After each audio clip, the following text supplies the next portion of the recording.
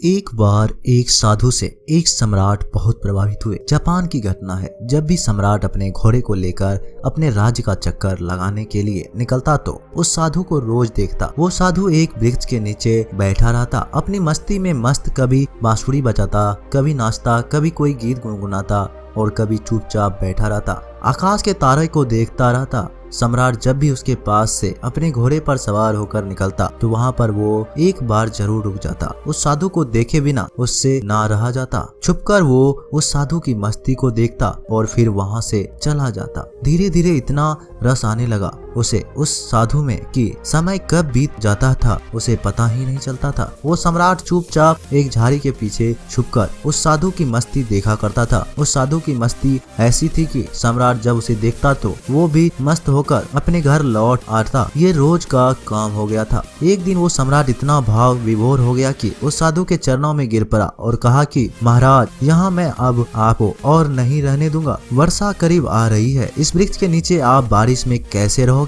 मेरे महल में चलो, मुझ पे कृपा करो, मुझे सेवा का अवसर दो। ये सुनते ही वो साधु उठकर खड़ा हो गया, अपनी झोली उठा ले और कहा कि चलो। ये देखकर सम्राट को बड़ा सदमा लगा। सम्राट कह तो रहा था महल चलो, लेकिन प्रसन्न होते ये सुनकर कि फकीर कहता कैसा महल, कहाँ का महल, हम जहाँ हैं वहीं मस्त हैं, हम महल वगैरह में नहीं रह सकते, हमने तो कपड़ों का त्याग कर दिया है। सम्राट के मन में तो ये सब सुनने की इच्छा थी। अगर साधु ने ऐसा कहा होता तो सम्राट उसके पैरों पर गिरकर कुछ और विनती कर लेता, लेकिन साधु तो तुरंत चलने को तैयार हो गया था। तो सम्राट थोड़ा सदमे में आ गया। उसने सोचा कहीं मैंने कोई गलती तो नहीं कर दी, इस आदमी ने मेरे साथ कोई चालबाजी तो नहीं की, ये कोई महल में घुसने की तकरीब तो नहीं लगा रहा कि यहाँ पर बैठकर बांसुरी बजाता रहा और कहीं ये इसका बांसुरी बजाना, ये मस्ती में नाचना, ये कहीं मुझे फंसाने के लिए कोई तकरीब तो नहीं है? क्या ये मछली को फंसाने के लिए कांटा तो नहीं फेंका गया था, फालतू ही चक्कर में पड़ा था? सम्राट ने सोचा कि अब तो कुछ कह भी नहीं सकता। इसने एक मौका भी तो नहीं दिया, इसने ये भी तो नहीं कहा एक बार भी कि नहीं, मैं बहुत मजे में हूँ, क्या बारिश क्या सर्दी, हमारे लिए सब एक है। सम्राट ने सोचा कि क्या साधु है ये, आराम की बात आते ही तुरंत हाँ बोल दिया। सम्राट के मन का सारा भाव ही खत्म हो गया। सम्राट ये सब सोच ही रहा था कि वो साधु तब तक सम्राट के घोड़े पर चढ़कर बैठ गया। सम्राट को जिंदगी में पहली बार पैदल चलना पड़ा, जबकि वो साधु बड़े मजे से घोड़े पर बैठकर जा रहा था। सम्राट के दिल को बड़ी चोट लगी कि ये तो मैंने बड़ी जल्दीबाजी कर दी, बहुत बड़ी गलती हो गई। लेकिन सम्राट अब अपनी बात से पलट भी नहीं सकता था, क्योंकि वो अपने वचन का पक्का था। सम्राट ने सोचा कि ये भी महल में पड़ा रहेगा, इतने लोग तो पड़े हैं, ये भी पड़ा रहेगा तो क्या फर्क होगा। लेकिन सम्राट के मन में उस साधु के लिए सम्मान खत्म हो चुका था। साधु तो महल में जाकर रहने लगा, पर सम्राट को दिन प्रतिदिन कष्ट बढ़ने लगा, क्योंकि साधु ऐसी मस्ती में रहता था। जब यही साधु उस वृक्ष के नीचे मस्त रहता था तो सम्राट के मन में उसके लिए आदर पैदा हो गया था कि ये कैसा गजब का त्यागी है। साधु तो वृक्ष के नीचे भी बांसुरी बजाता था और महल में आकर भी वो बांसुरी ही बजाता था, लेकिन अब वो मखमल के गद्दों पर बैठकर बांसुरी बजाता था। ये सब देखकर सम्राट की छाती पर सांप लौट जाता था कि कहाँ का आदमी मैं उठा लाया, ये कोई साधु है। सम्राट से भी ज्यादा शान से हो रहा था। सम्राट को तो कुछ चिंता फिक्र भी थी, आखिर अपना साम्राज्य, अपना महल, अपनी धन दौलत, सैकड़ों चिंताएं थी, लेकिन उस साधु को तो कोई चिंता नहीं थी। वो तो बांसुरी बजाए, नाचे, मस्त भोजन करे। 6 महीने किसी तरह सम्राट ने बर्दाश्त किया, लेकिन बात बढ़ती गई। सम्राट के लिए सहना मुश्किल हो गया। एक दिन सम्राट ने कहा, महाराज एक निवेदन करना है, अब मुझ में और आप में क्या फर्क है? साधु ने कहा, फर्क जानना चाहते हो? सम्राट ने कहा, हाँ महाराज। साधु ने कहा कि तुम 6 महीने क्यों फालतू परेशान रहे? ये बात तुम्हें उसी वक्त पूछ लेनी चाहिए थी जब मैं घोड़े पर बैठा था, क्योंकि मैंने तो देख ही लिया था कि ये बात तुम्हारे मन में उसी वक्त उठ गई थी जब मैं झोला उठाकर राजी हुआ चलने को। उसी वक्त तुम्हारा चेहरा मैंने देख लिया था। यह प्रश्न तो उसी समय तुम्हारे भीतर था। अरे बुद्धू, तुमने 6 महीने तक अपनी छाती क्यों जलाई? वही पूछ लिया होता, मैं झूला डालकर वही बैठ जाता। किस बात का संकोच कर रहे थे तुम? लेकिन मैं प्रतीक्षा कर रहा था कि देखूं कब तक तुम पूछते हो, तो कल सुबह फर्क बता ही देता हूं तुम्हें। लेकिन हाँ, गांव के बाहर बताऊंगा। सुबह सम्राट जल्दी उठा, उत्सुकता जानने को कि क्या फर्क है। सम्राट ने सोचा कि क्या फर्क हो सकता है, मुझे तो कुछ भी फर्क नहीं लगता। खाना जो मैं खाता हूँ वही वो खाता है और मुझसे भी ज्यादा मांगे करता है, ये लाओ वो लाओ। मैं जिस कमरे में रहता हूँ उससे भी ज्यादा सुंदर कमरे में रहता है वो। मेरा 2-3 नौकर से काम चल जाता है। वो पूरे दिन में 15 से 20 नौकर साथ रखता है। इसकी जरूरतों का तो कोई अंत नहीं,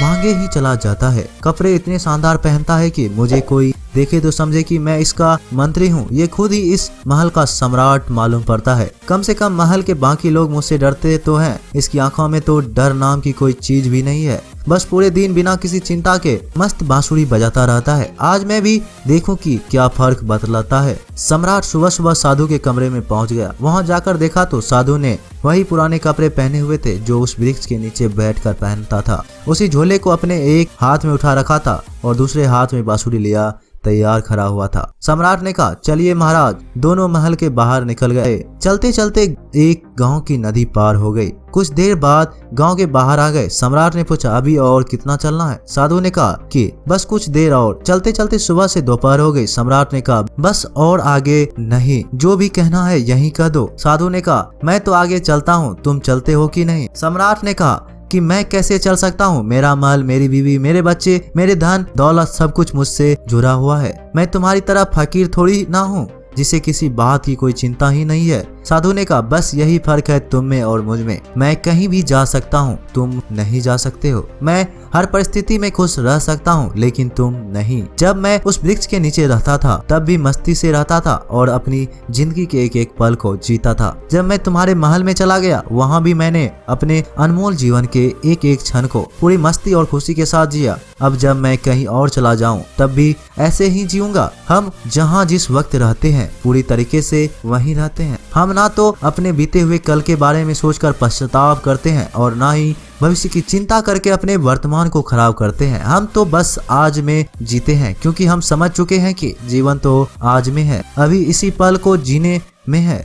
बस यही छोटा सा फर्क है तुझ में और मुझ में कि तुम्हें परिस्थिति चलाती है और हम परिस्थितियों को चलाते हैं। तुम खुश रहोगे या दुखी रहोगे क्या तुम्हारे आसपास होने वाली घटनाओं पर निर्भर नहीं करता है ये, लेकिन हमारे लिए ये घटना जिंदगी के सफर का एक हिस्सा मात्र है। अचानक सम्राट को महसूस हुआ कि अरे ये मैंने क्या कर दिया, इतने अद्भुत आदमी को गवा दिया। 6 महीने इसके साथ सत्संग भी ना कर पाया, सत्संग करता भी क्या खाक। मेरे मन में तो यही चल रहा था कि ये तो एकदम साधारण आदमी निकला, खोटा सिक्का निकला जिसके ऊपर सोने की पॉलिश खोदी हुई थी, लेकिन अंदर से मिट्टी निकाला। तुरंत ही सम्राट साधु के पैरों पर गिर पड़ा। बोला, नहीं महाराज, आगे नहीं जाने दूंगा। साधु ने कहा, देख मुझे कोई परेशानी नहीं है, ये रहा तेरा घोड़ा, मैं फिर इसी पर महल में वापस चला जाऊंगा, लेकिन फिर तुझे परेशानी होगी। ऐसे सुनते ही सम्राट के मन में वही विचार आया कि ये साधु तो फिर से आसानी से मान गया। साधु ने सम्राट के चेहरे की तरफ बड़े ध्यान से देखा और फिर बोला, लेकिन नहीं, मैं नहीं आऊंगा, क्योंकि तू फिर नहीं सुधरेगा, फिर तुझे परेशानी होगी और तू फिर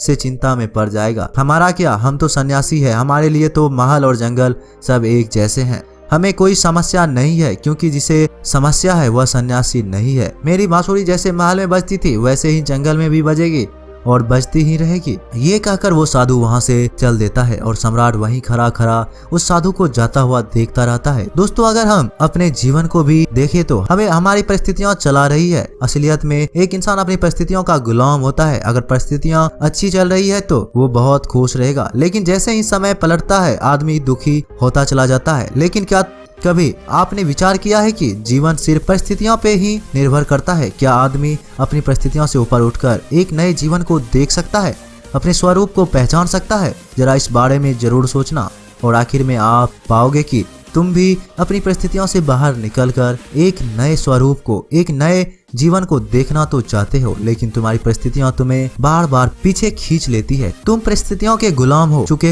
हो तो कोई तो ऐसा रास्ता होगा जो हमें उन परिस्थितियों से बाहर निकालकर एक परमानंद वाले जीवन से साक्षात्कार करा दे। ऐसा कौन सा तरीका है? खुद से चिंतन करना, सोचना। चिंतन करने से ही आपको रास्ता मिलता है। मैं आपको सब कुछ नहीं बता सकता, सिर्फ एक राह दिखा सकता हूँ, लेकिन उस पर चिंतन तो आपको ही करना है। तो दोस्तों, कैसी लगी ये कहानियां आपको कमेंट सेक्शन में जरूर बताना, और अच्छी लगी हो तो इस चैनल को सब्सक्राइब जरूर कर लेना। तो मिलते हैं एक अगली किसी कहानी में, तब तक के लिए आप अपना ख्याल रखें। धन्यवाद।